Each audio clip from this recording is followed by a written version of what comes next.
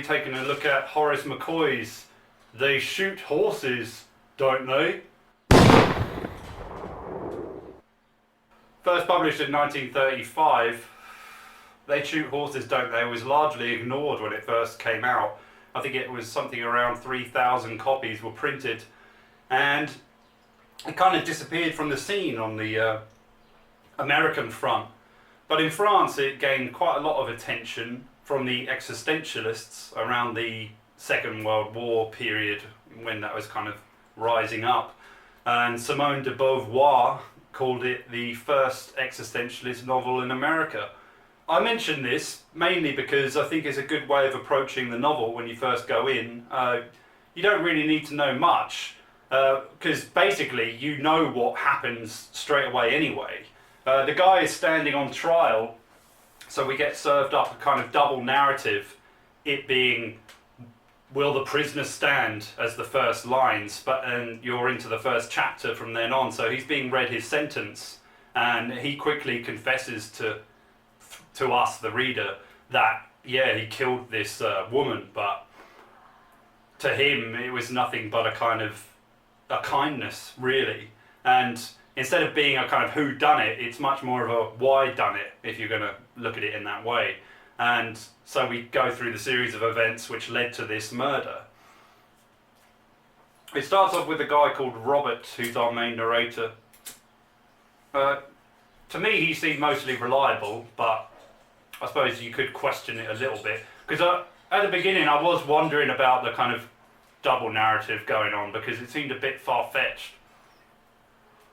having the judge read out this sentence so fucking slowly. But I quickly forgot about that due to McCoy's skill at kind of conveying the story and how he kind of draws you into it. It's a super short read. I think it probably comes in at about, I don't know, 30,000 words roughly. Same as Animal Farm, actually.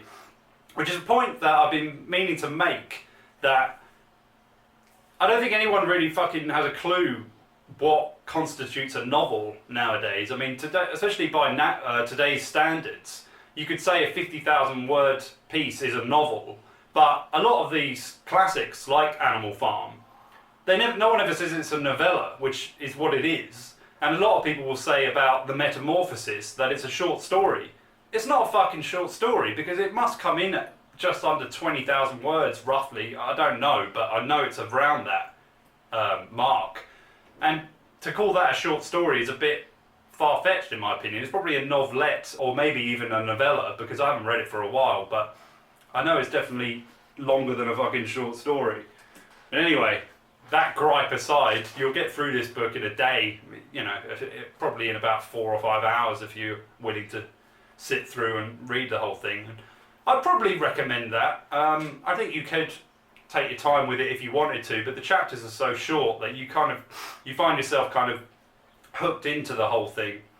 And we start off to get to the main narrative, because the judge reading the sentence basically goes on throughout, so you're kind of reminded that this guy Robert is standing trial, but it kind of serves as the kind of backdrop to remind you of his current situation and of the circumstances of his actions, basically. And basically, Robert is a dude looking for work in Hollywood. He has dreams of becoming a movie director. He's slightly deluded in this regard, I think. He holds a lot of... he's quite naive, I'd say. He's generally optimistic, but at the same time, he seemed more indifferent to a lot of stuff. He just has his dreams, and that's what he pursues. And he meets the nemesis, or victim of the story, Gloria, as she misses a bus, and he's waiting outside Paramount Pictures or something like that, trying to, you know, weasel his way in there and see if he can score himself some kind of extra work. And they kind of strike up a friendship quite quickly, and Gloria is a person who I actually love. As fucking negative and nihilistic as she is, I think she's the only character in it that really sees the reality of their situation. And yes, she does get a little bit moany, I suppose, or repetitive in her claims of wanting to die all the time, which she starts off straight away. She tells Robert that she tried to kill herself with poison quite early on in the story, I think within the first couple of chapters. And so you get an idea of her outlook on life, and you later learn of the reasons why, which I won't say here, but yeah, I felt quite sorry for her in a lot of senses, and I fucking agreed with her, basically. So once they strike up this relationship, there's news of this dance marathon that's taking place. And this was something that actually did occur, and that McCoy was a bouncer for during his lifetime. But I don't know how long for, but he worked at one of these places, which probably, I think it inspired a screenplay that he wrote, which was rejected, but then later on he transformed it into a novel. And these dance marathons, basically the rules were, you just have to keep dancing. You don't have to be a good dancer, you don't have to have any skill whatsoever, but you need a partner, and you just need to keep right on fucking dancing. You just got to keep moving. Every 2 hours, and this is throughout the fucking night. This isn't like you do it and then there's a time for you to sleep. No. You just dance, basically. So you're there, dancing, and every 2 hours you get a 10-minute break to either eat, shit, or sleep. As if you can get in enough sleep, or you can go and see one of the doctors or the orderlies in case you're getting fucked up in the head, or if your health is declining. Lovely.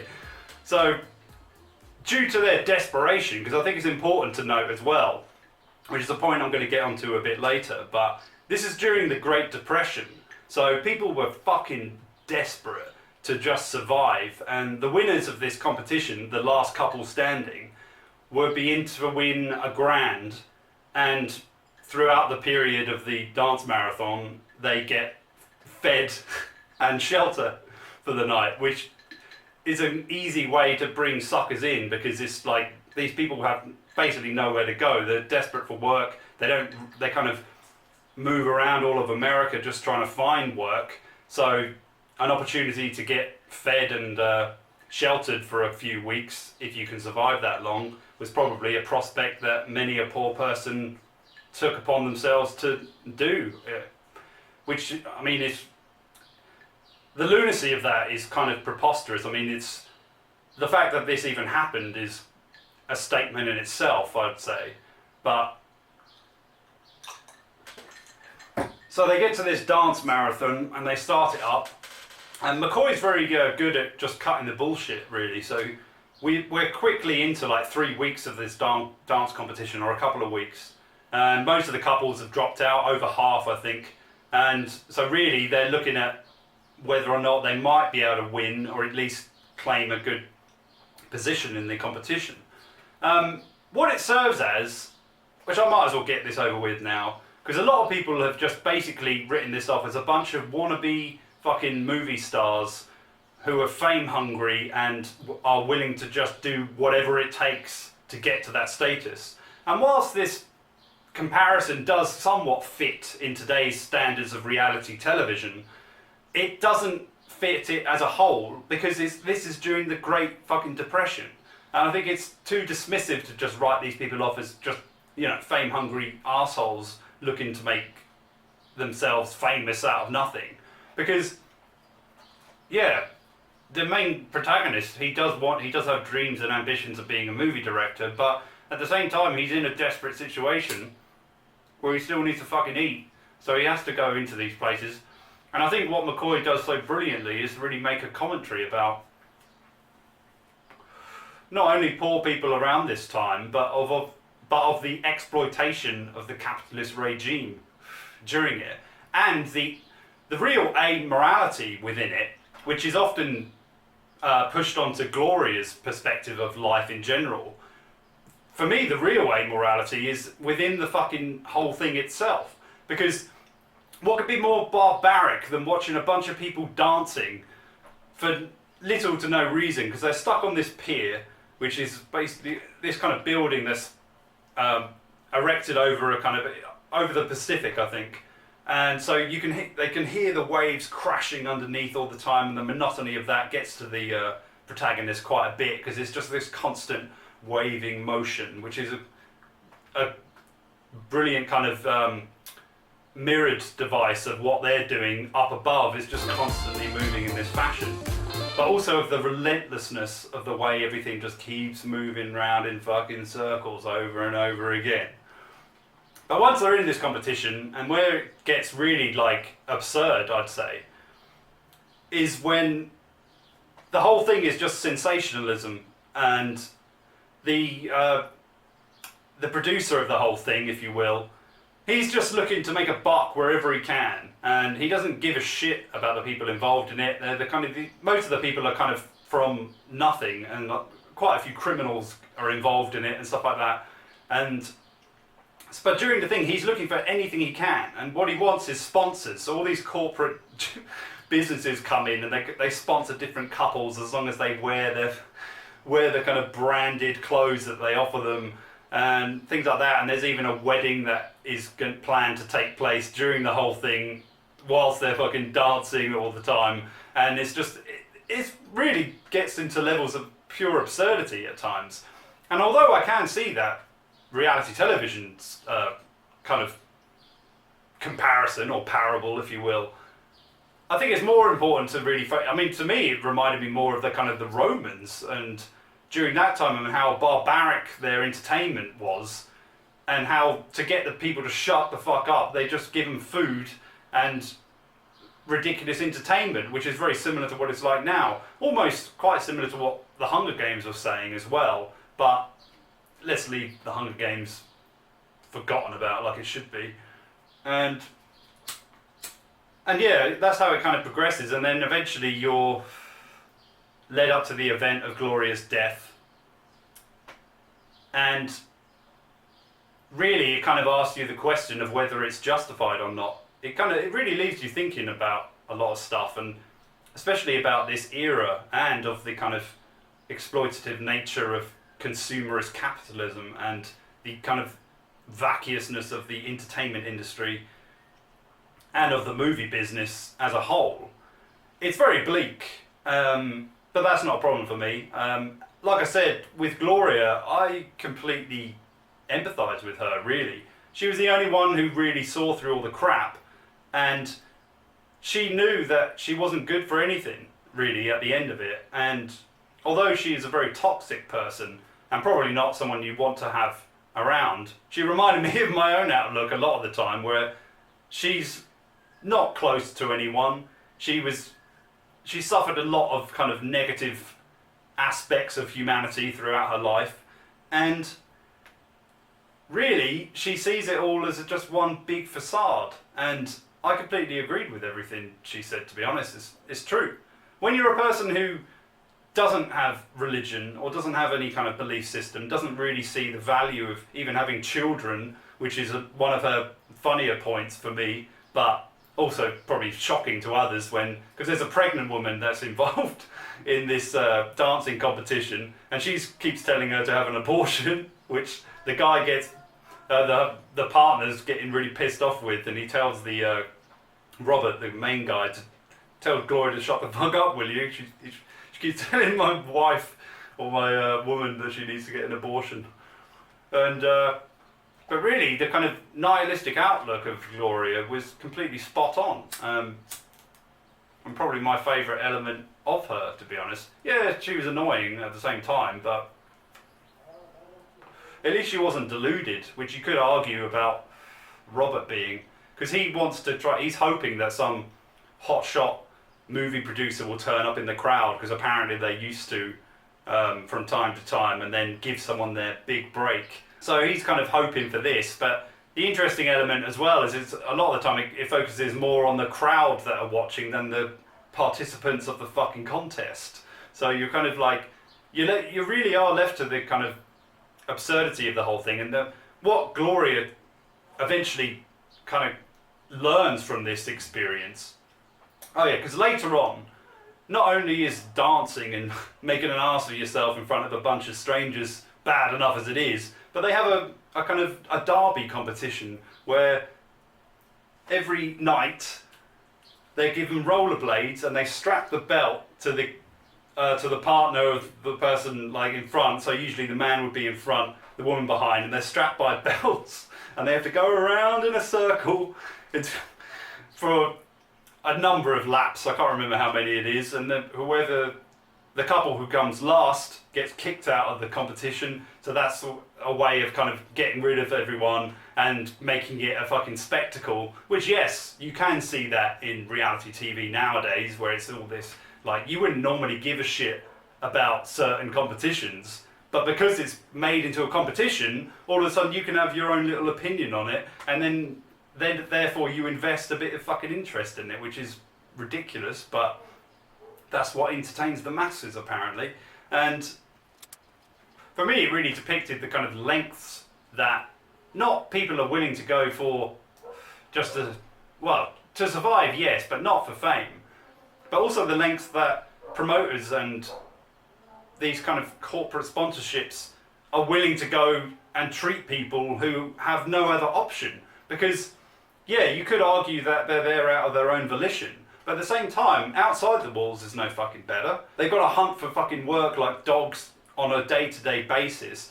And not only, they've got to worry about eating and sleeping somewhere and just getting by in general, which is why I think the focus on the Great Depression is an important one to have when you're reading this book, because it does depict these levels of desperation especially well, and that's what makes the book so good, because it's when it's put in, because it comes out of that era, it really, what's fascinating as well is it does kind of portray the nihilism in it is really just a reaction to a society that is in complete ruins as well. So because of the Great Depression and the desperation people are put through, what else could you expect for people not, for glorious reaction to it, really? Like, that's what I kind of really saw eye to eye with, is because they're stuck in this kind of, it's not even a rat race for them, because it's a rat race in a gutter where, you know, the best you're going to get is a fucking night in a seedy motel with some pervert who's probably going to try and touch you up whilst you're sleeping. So it's like, for that, just to have something to eat isn't really enough to live for, is it? And I think that's what McCoy was really questioning a lot of the time. And although I don't like to go into the author's life in general, his life was very similar. Like I mentioned, he worked as a bouncer at one of these things. But he also did a number of jobs. He was in the Air Force, I think, during possibly World War One. I'm not sure when, but once he was out of that, he was just left to just try and make a living and doing anything he could. And he did a bit of journalism, and that's where he kind of learnt about how to edit and stuff like that. And it really shows in the novel because it's very tightly written. And he often got depicted as a noir writer. I think whilst it does have noirish elements, I think it goes beyond that, and it's more of a literary piece to me, and pretty much a masterpiece of its construction, because it's so beautifully woven, and the kind of events that take place within it are really cranked up as this kind of derby's going on. You've got characters from all kind of scummy walks of life within it as well, from fugitives to kind of just seedy men looking to cheat on their wives and things like that. And it's just really, it shows the kind of underbelly of Hollywood brilliantly within this. And for me, is when, yeah, the whole fact that Gloria just wants to end it all is completely, I can see why she would want to be honest. My final point would be to say that the main character of Robert, I suppose, or the protagonist, if you will, I would say he's a hero overall. I don't think he's an anti-hero because he kills the Gloria in the end. I think he does it out of a kindness overall. I'm won over by the argument that he actually does her a favour, and in his own mind. He's somewhat naive in why he does it, in a sense. It seems more impulsive. But I think it's important to keep in mind that they've just got out of a marathon that they've been doing for close to 800 hours of constant moving around, like just trying to fucking get through the drudgery of existence within this kind of world, which serves as a metaphor for their lives as a whole. And I think due to the level of exhaustion and sleep deprivation, you wouldn't really be in the right frame of mind or in your own mind. So I think within this kind of,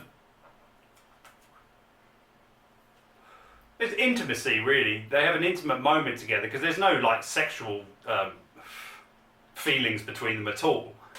But I think within this kind of weird moment of intimacy, he's just not really thinking that much, and he has a bit of a pushed-in flashback, which felt a little bit forced, but it still served as a whole. And I still felt you probably would be reminded of death, especially if you saw this as a child. So I think that it worked, but it felt a little bit like, oh, I need a justification here, so I'm just going to write it in and then blow her head off. But it's passable. But for me, Robert really reminded me of Meursault in La Stranger by Camus. But maybe I should say that Meursault reminded me of McCoy's Robert because it was published 7 years before.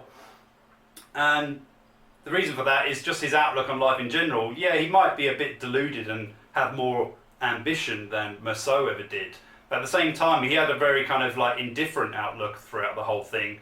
There's not much characterization going on with him, but he just kind of tells it as it is in a similar way to how Gloria views the world in general.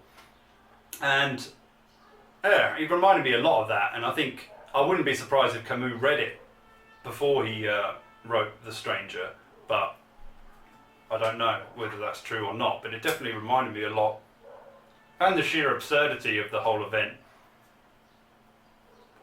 Because what McCoy does really well is make something that sounds as dull as a fucking dance marathon for people who aren't really dancers, and turns it into a kind of symbol of life's drudgery, really. And the action in it really cranks up along with the the main event which you're kind of gearing towards the whole time, and it really kind of speeds up as you're going, much like when they're in this kind of marathon ridiculous race. And yeah, that's it really. I thoroughly recommend it. There's not really much else to say, to be honest, because there are other points that are made within it, and I've tried not to spoil it because I think I get a bit spoilery sometimes. But if you haven't read it, check it out, especially if you're into kind of existentialist philosophies and ideas of such nature, and if you like books that really kind of put the question to you at the end. Well, yeah, you might not enjoy it, which is another. I don't know why people expect to enjoy things so much, because I'd rather have something that actually triggers, critical thinking maybe, and this is a book that definitely does that. And because you can get through it in a day, I'd recommend just going through it a couple of times just to kind of really process your thoughts around it and what you really think of what happens, and whether or not you agree with the final outcome and what the protagonist does, and of the kind of depiction of not only Hollywood but of, if you're poor, you'll relate to this a lot more than people who just have the haves and the have-nots. If you're a have-not as opposed to a have, you'll relate especially to this because you know what it's like to have to work in crappy jobs that you don't want to do, that are kind of dead-end muck jobs, and you'll know what it's like to really see what position in life you've been given. And yeah, I think it will give you a bit of kind of catharsis because of that. I think that's what's... And yeah, you might not leave it in a kind of cheery mood, but you will be in one that you kind of... It would just get your kind of neurons fired up, I think. And yeah, that's what any book should aspire to do, as far as I'm concerned. Fuck the reader. The reader should be thinking, not just hoping that he's going to leave the thing all happy and giddy. Yeah? Alright. Thank you very much for watching. If you want to buy Fubar, which... Oh yeah, by the way, I know some of you downloaded Sourced Up, so where are my reviews, bitches? This is an honest favour I'm asking. If you have any thoughts on it, just stick them down on Amazon somewhere. That'd be nice. It all helps. There's shitty algorithms and all this pressure you've got to do to get these reviews. And yeah, I know it's not everyone's thing, but if it's just a one sentence thing, write it up, review it, or just buy it in print. That would be nice as well. The reviews for Fubar are coming in, but I'd love to know what you guys think of it. The ones of you out there that have got it and read it, which I know there's a few of you at least, or I hope. Maybe you gave up on it, I don't know. But yeah, tell me why you gave up on it. Maybe, I don't know, it'd be good to know that not all of this is pointless. Ah! But yeah, there we go. Thank you very much for watching. I'm GC McKay. I'll see you next week. Subscribe to my website as well if you want, because I do send out newsletters and occasionally I'll mention stuff that I don't on here. Well, hey, see you next week. Bye. I've definitely run over. Oh no, I didn't. Sweet.